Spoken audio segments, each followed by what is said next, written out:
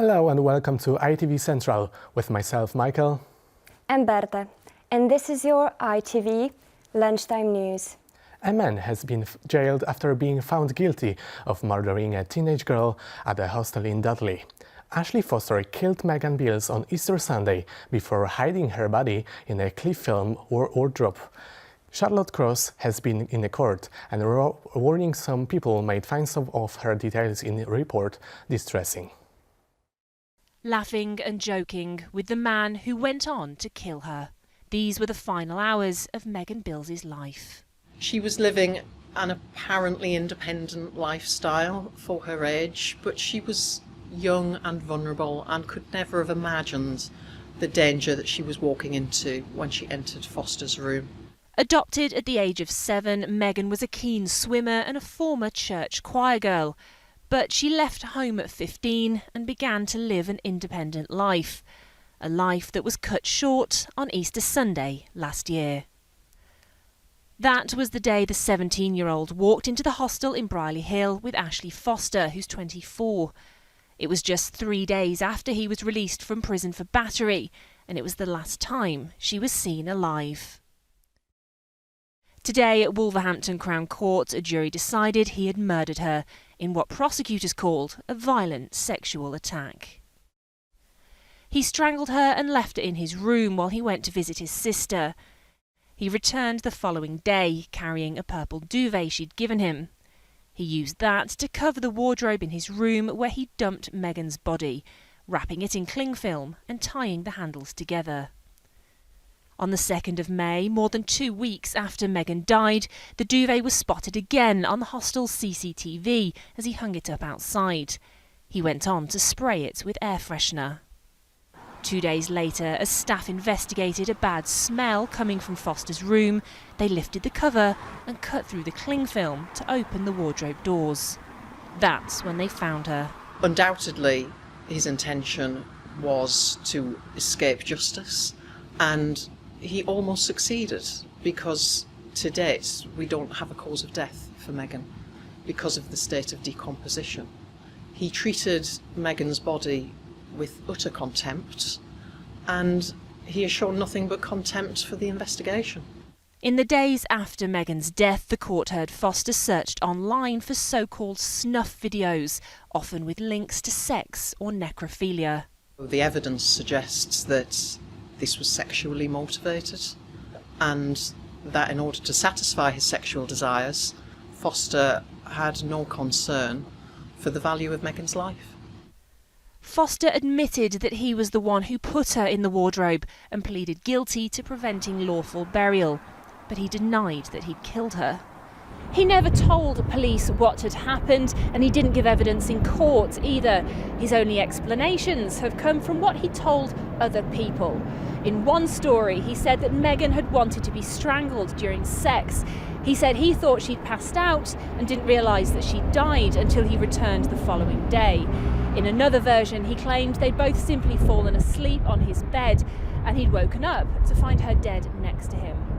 But today, the jury rejected any of his stories and ruled he knew exactly what he was doing, preying on a vulnerable teenage girl to fulfil his violent fantasies. Charlotte Cross, ITV News, Wolverhampton. In other news, a doctor is facing a significant prison term over sex attacks on 4 patients. Joining us now with more on the case is Stefan Lowe. Hi Stefan, so what you have to tell us more? So, Jaswant Rathore is due to be sentenced for committing a string of sex attacks on patients, including women who had complained about back pain and hay fever. Rathore was convicted at Wolverhampton Crown Court after a 7-week trial, which heard he conducted unnecessary massage treatment to satisfy his sexual desires. The 60-year-old GP, who was the primary care lead of the Dudley Clinical Commissioning Group, denied touching 8 women inappropriately on different occasions between late 2008 and the summer of 2015. We will update you on this sentence in tonight's programme. Thank you, Steph. ITV News has been told the Carillon Apprentice College in Birmingham will close at the end of the month. New places at other colleges are trying to be found for all of the trainees who have been studying there, but the future is still uncertain.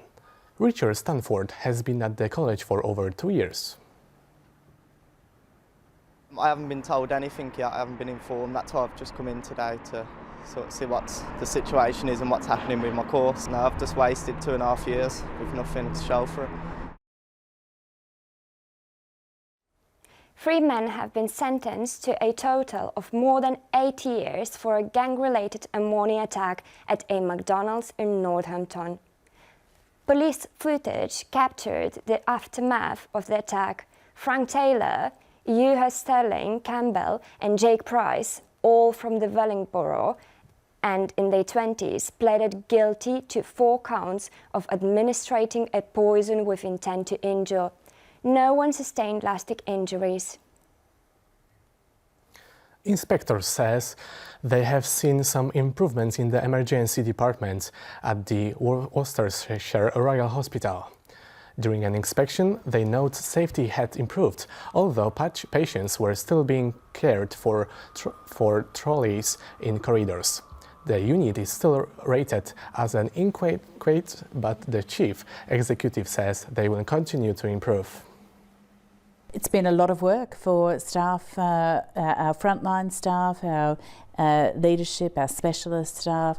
It is a lot of work, but it's exactly the right work to be doing. It is in fact our day job to improve the services that we're offering all the time.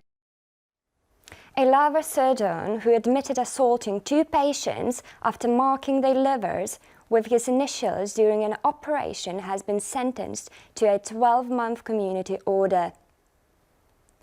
53-year-old Simon Bramhall worked at the Queen Elizabeth Hospital in Birmingham at the time of the operations in February and August 2013.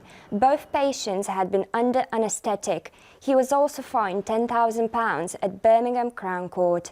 Some of his other patients have supported him. His bedside manner was second to none. He was kind, funny, really normal, genuine, nice man. It wasn't right, and I'm sure he knows that it was wrong now. I don't condone it at all, but I just think to strike someone off or to put him into prison is such a waste of a good, intelligent man. There is no greater trust than the trust which a patient places in their surgeon, and as far as we're aware, the circumstances of this case involving a breach of that trust are unique.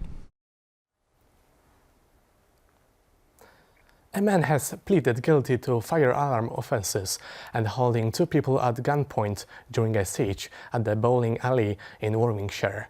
David Clark went into the building in October last year armed with a shotgun, a samurai sword and a knife. He was looking for someone he had fallen out with. Melissa Wright reports. Following today's pleas, police spoke of what they call the impact of Clark's selfish actions on those caught up in the siege, many of them families enjoying half-term. But they did reassure the public that such incidents are extremely rare. Well, Clark pleaded guilty to 7 counts today, including 2 of false imprisonment, but he pleaded not guilty to 1 charge of possession of an imitation firearm with intent to commit false imprisonment. Well, there were dramatic scenes here on the afternoon of the 22nd of October when Clark marched into the bowling alley behind me with a decommissioned sawn-off shotgun, a samurai sword and a knife. He was looking for someone he'd had an argument with, but instead he took 2 people hostage and sparked an armed police operation. Well, officers stormed the building, eventually arresting him, and today police welcomed the news that he'd pleaded guilty to 7 counts. We're clearly pleased with the outcome of today's verdict. The fact that Mr Clark has pleaded guilty, I think, is testament to the hard work of all the officers and staff involved in the investigation.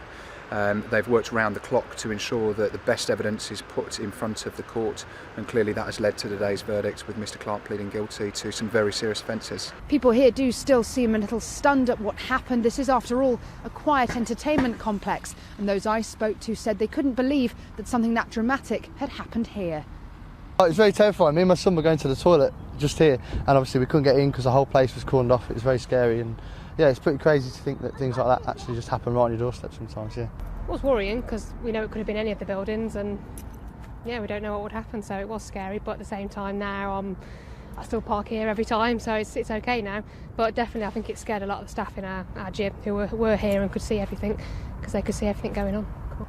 The judge in this case, Judge Andrew Lockhart QC, will now wait for a report to be prepared looking at Clark's dangerousness and the likelihood that he might re-offend. But he has warned Clark to expect a significant and lengthy prison sentence. Melissa Wright, ITV News, Nuneaton. The trust, which runs the hospital, says improvements are down to units, like this one at the Alexandra Hospital in Redditch. The Fertility Assessment Unit was set up to stop elderly people going to A and E when they don't need to. Since October, it's prevented more than 400 patients going into the Trust emergency departments. Work to begin the process of moving Stoke-on-Trent's Spitfire to a new location gets underway. More than 40 years ago, one of the plans was given by the RAF to the city where its designers was born. The work includes a glass extension at the museum in Henley to make the aircraft more viewable to the public. Time now to look at the weather forecast. Here's Ross. Hello, good afternoon. We are seeing some sunny spells today and also a scattering of wintry showers in the mix, even down to lower levels, some rain and sleet there. Now the showers will continue as we head through the rest of this afternoon and evening, then it will change overnight into tomorrow, some more significant rainfall on the way.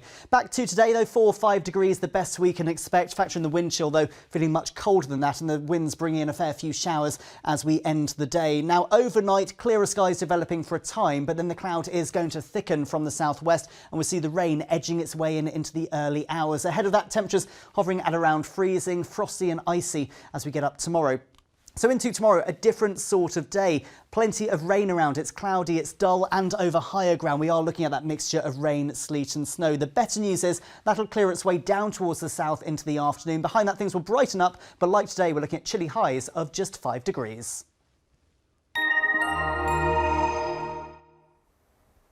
And that brings you up to date with the news this lunchtime. More details on our all stories are on our website itv.com/central. Have a very good afternoon.